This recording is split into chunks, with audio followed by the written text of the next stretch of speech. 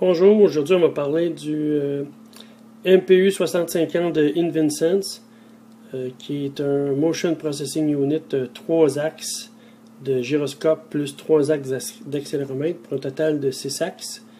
Donc c'est un chip qui nous permet de faire du motion tracking. Donc c'est un chip qui est 2.5 à 3.3 volts. Dans l'exemple que j'ai ici sur le petit board, il y a un voltage regulator 3.3 volts dans le haut. Donc je peux alimenter le petit board en 5 volts pour le faire fonctionner. Il parle en I2C, protocole I2C, avec un seul bit d'adresse, D0 en bas, qui permet de sélectionner l'adresse 68 hexa ou si on met un ground sur la pin 69 hexa. Donc I2C, on voit le serial data et le serial clock, qui sont les pins 3 et 4. Et puis c'est un I2C censé fonctionner au départ à 400 kHz. On peut aussi l'utiliser en mode SPI 1 MHz, mais dans mon cas, je vais faire une démo I2C 400 kHz. Donc dedans, il y a 3 A2D convertisseurs analogue digital pour les gyros, 16 bits, et aussi 3 convertisseurs analogue digital 16 bits pour les accéléromètres, X, Y, Z chacun. Pour les gyros, il y a 4 options de gain. Plus ou moins 250, pas pour les gyros. Pour les gyros, plus ou moins 250 degrés secondes, plus ou moins 500 degrés secondes, plus ou moins 1000 degrés secondes, plus ou moins 2000 degrés secondes. Et pour les accéléromètres, plus ou moins 2G, plus ou moins 4G, plus ou moins 8G ou plus ou moins 16G.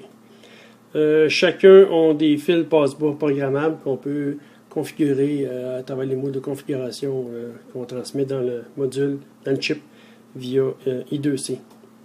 Donc, on peut voir ça sur le diagramme bloc, les 3 accéléromètres et les 3 gyros, les convertisseurs analogue digital. Il y a aussi un temperature sensor à l'interne, si on veut lire ça en plus pour faire des compensations, pour avoir des compensations de température pour améliorer la précision. Il y a le boss I2C principal qui sort là. Il y a aussi une entrée pour un autre boss I2C pour lire un compas magnétique séparé, qui en ferait dans le fond un MPU de 9 axes au lieu de 6 axes s'il lisait le magnétomètre par là en même temps. Comme on le disait plus tôt, il y a un Digital Low Pass Filter, DLPF, de 3 bits qui servent à ça, donc 8 choix, dont il y en a un qui est inutilisé, 7 vrais choix. En changeant le bandwidth, ça va changer le délai sur la mesure.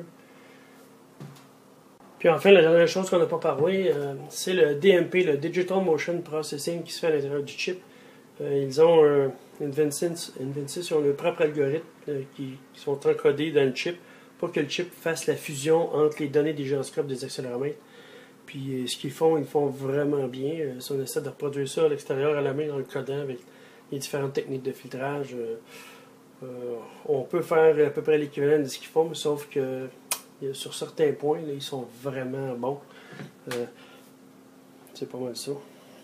Bon, pour faire le premier test d'un MPU 6550, je vais utiliser le très populaire Teapot Demo, qui a déjà été une petite cafetière qu'on bougeait à l'écran, qui est rendu maintenant une shape d'avion. Je pense que ça vient de... Il y a beaucoup de gens qui travaillent dans les RC Control, Flight Control, les petits appareils télécommandés qui ont travaillé là-dessus. Puis ça doit être eux autres qui ont dû cette année pour changer ça. Fait que je vais utiliser un Arduino, puis un MPU 6550 qui vont lire ça. Donc, juste avant, 5 minutes avant, j'ai fait une calibration pour lire les offsets des accéléromètres et des gyromètres pour que ce soit avec des valeurs qui ont de l'allure, sinon ça bouge tout le temps pour rien. Donc, je vais partir Processing pour voir le rendu qu'on peut avoir à partir des mesures que l'Arduino fait. Donc, ça vient de partir, je tasse la souris. Je prends le board. Mon petit cossin. Bon. Ok, je prends le board, puis là on voit le board. On peut voir le yaw, le pitch,